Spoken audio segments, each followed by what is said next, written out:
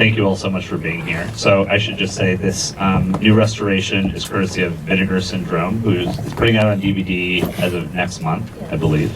And it just world premiered last night in San Francisco. Roe was there for the world premiere of this new restoration last night. She generously took a red eye last night to be here with us this evening. I want to start, Roe, by asking you about Arthur and about maybe just give us a little context and background about his previous work and career. This was kind of a culmination of a lot of things, I feel like, for him with his work. Well, he started out in small Super 8 movies of Friends and Me, and quickly became political and sexual, and as you can see from the film, Artie always liked to have a bit of making you feel uncomfortable. That was kind of his way. But he was incredibly truthful, and he was killer smart. He had an incredible wit, but underneath all of that, he was a school teacher. Underneath everything, Artie was a true romantic, and everything was really about love. And I really think that Buddies is about love. That's about all.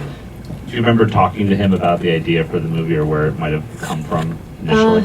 I remember, because Artie was 16 years my senior. He was 6'4". He named me.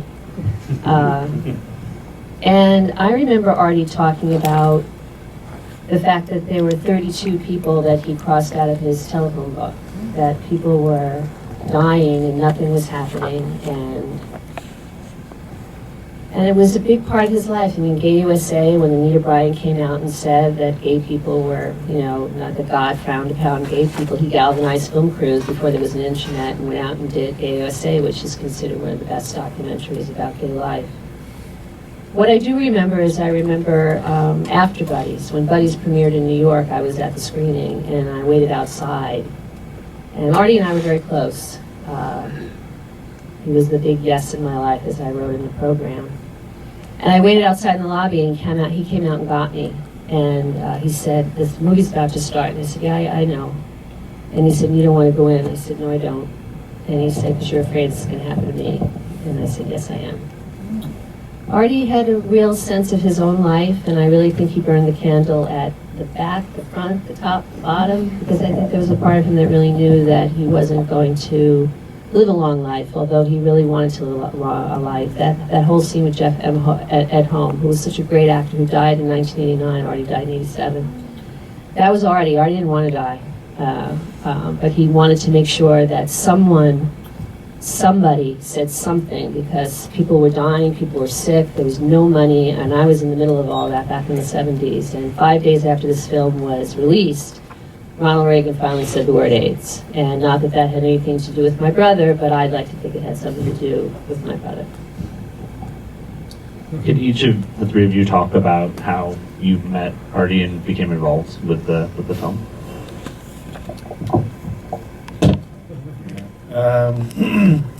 I met Artie in the spring of 1979 on Christopher Street in front of the DeLeese Theater, which is now the Lucille Hotel.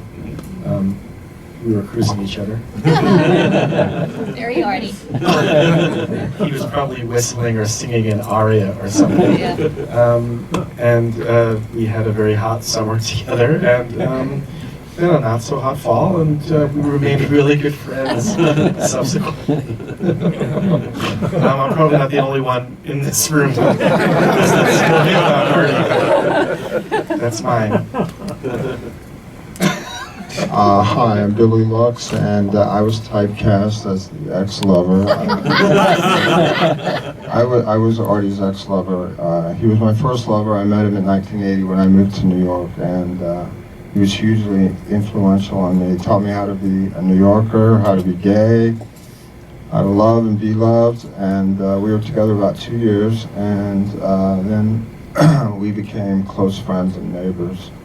So I only knew him for 7 years, but he had a really big impact on me. And I'm glad the film notes and the Quad program refers to him as an adult film veteran, because he was very proud of his work in that business. And I had a party of like NYU undergrads, and he was older, and he came to the party, and people asked him, what do you do? And he could have said, I'm an independent filmmaker or a documentarian, which was true. And he would say, I'm a pornographer, I make gay porn. It gave me some street cred. I got a vicarious thrill from the shock he was giving people. And I think when AIDS came, it was very devastating to his psyche that it could be sexually transmitted, because his take on sexuality was really about a kind of utopian liberation. You know, I mean, he basically thought a good orgasm could cure cancer. And but you know, he took the challenge of meeting the AIDS crisis head on by making this movie, and that's so much to his credit. And I was happy to be involved with it. David's apartment in the movie is my apartment. Artie also shot 2 porns in that apartment. And also, I just wanted to say the sound man, Steve Hurst, also died of AIDS. He was the owner of the 8th Street Playhouse. And just, you know, one of the extras in the gym scene was a friend of mine who died of AIDS. And it was a real trip to that time, back to that time, watching this film and how devastating the AIDS crisis was. But anyway, that's all. Thanks. Sure. I don't know how I met Artie.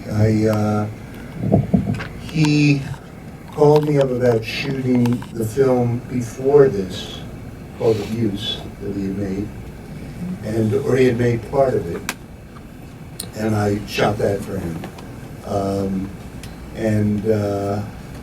You know, he asked to see my work. I asked to see his work, and he showed me his work. Artie was just he was really a talented filmmaker. I mean, I think that people don't realize how difficult it is to make a film with 2 people in limited locations and really hold your attention for an hour and a half. And he just used so many elements, you know, bringing the past in through I mean, these are devices that most people wouldn't think of. And his very creative use of sound, it was a real collaborative effort. I mean, he was open to suggestions, although very insistent on certain things. And it was just great working with him. I became very dear friends with him, and I really enjoyed looking at the film. And the film does really hold up. It's really, you know, deserves to be seen. So I'm glad it's here. So can you talk about kind of, there must have been an insane energy on the set and just the sense of, I don't know, immediacy or necessity. Artie felt compelled to get this done in a timely fashion. He called me in February of 1985 and said, I'm thinking about doing a movie about AIDS. Would you be interested in playing a buddy? And I said, of course. And he said, great. I'm going to San Francisco to write it. And that's what he did. And that's what he did. And he came back and he gave me the script on April 1st, and we started shooting in mid-May. We had a couple of weeks of rehearsal. We actually rehearsed it like a play, Jeff and I. And we shot all the hospital scenes in order.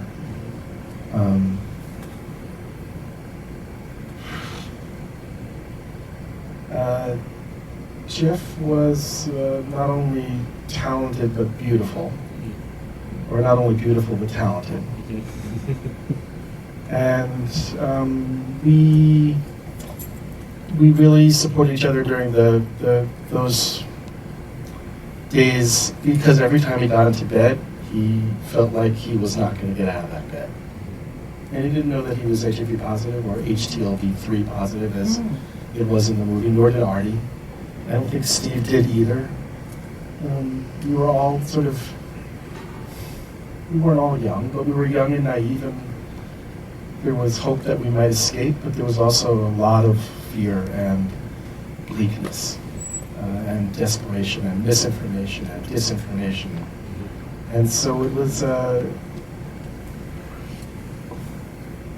You know, I don't know. It's a close group. Billy and I met there. We still see each other around town. Yeah, at NYU. I miss them. It's interesting because it's a part of my life that I don't really recognize anymore, and yet I'm really proud that that person was there at that time. I feel like Artie gave me a gift to be a part of history, to capture a particularly devastating part of not only American history but gay American history and politics and devastating sadness. I think that's why the movies are remarkable, is that all of that, what you just said, is contained in the film. Just not just in the story and the production of it, but the entire world that it captures. But I'd like to say the end of the film was very much Artie. Because he would feel those emotions and wanted you to feel all of those, the sadness of that time in the 70s when it really was so bleak, in the 80s when it was so bleak with so many people dying in the 80s. But at the end of the film, there's hope. At the end of the film, I always felt it was like, okay, he got a placard and he went out and he did something. And then that last shot of the White House, the Capitol building, is like, do something. And I really feel the message in the movie was, doesn't matter how many people, you have to just do something. I felt it was very uplifting. Any questions or comments? Well, I would like to talk just a moment about what happened yesterday at the film festival. The film premiered on September 12, 1985 at the Castro, and it played at the Castro yesterday at 1:30 in the afternoon. And it was that was not a packed house, but it was a pretty full house for a 1:30 showing. And there were many people there. I was very happy to experience this, that had been at the premiere, and a lot of people that knew Artie, and a lot of people that knew Artie. And it was really something that was, I had not seen the film since 1985, and I commented to Carl, I was, you know, I didn't know what I was going to see. It really was something that was apart so many years ago. And I really did think that the film did hold up, and the emotion was there, and to your point, it's hard to hold an audience for that long period of time on two people. But I thought the performances, your performance, your arc of growing and being experienced, really held the film. So really, really held the film. Anyone else? Yeah, go ahead. Are there any plans to release his other work, like Abuse and the documentary he made? Well, that's what the Bressan Project is. Jenny Olson, who's not here, she's actually on a writing retreat. Jenny Olson tracked me down in December. Apparently they had been trying to track me down, but I don't go by Rosemary, which is the name that Artie, that was the name he gave me from a Jeanette MacDonald Nelson-Eddy movie in 1936. They finally found me via Roe, and there's great interest. So I'm going to Los Angeles for the next, for Outfest, and there I'm going to be meeting with a number of people, primarily UCLA. I had donated all of Artie's work when he passed to a gay archive and said, take the proceeds from Gay USA and pay for the archive. Well, that archive closed, and another archive closed, and everything ended up in UCLA. So Jenny found me. She is really now the point person for all of this. And come in LA in July, we're getting together with UCLA and Frameline, who's distributing the film, and Vinegar Studios, who's doing the Blu-ray and also other distribution, that we're going to try to get many of his films. Adult, Gay USA is a big restoration project. So yes, that's all in the works.